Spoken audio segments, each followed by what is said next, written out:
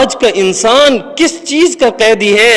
سوچنے کی بات ہے، کتنے لوگ ہیں جو موبائل کے بغیر 1 گھنٹہ نہیں رہ سکتے، کتنے لوگ ہیں جو ایک دن سوشل میڈیا نہ کھولیں تو بے چین ہو جاتے ہیں، کتنے لوگ ہیں جنہیں نماز میں 5 منٹ مشکل لگتے ہیں لیکن موبائل پر 2 گھنٹے آسانی سے گزر جاتے ہیں۔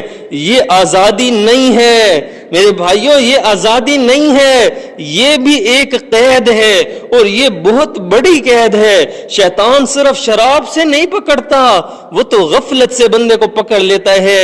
حضرت یوسف علیہ السلام نے فرمایا، اے میرے رب، مجھے گناہ سے بچنے کے لیے قید خانہ زیادہ پسند ہے۔ میرے دوستو، ایک طرف گناہ ہے، دوسری طرف جیل ہے۔ انہوں نے جیل قبول کر لی لیکن اللہ کی ناراضگی قبول نہ کی، اسی لیے اللہ تعالی نے قیامت تک ان کا نام عزت سے زندہ رکھا۔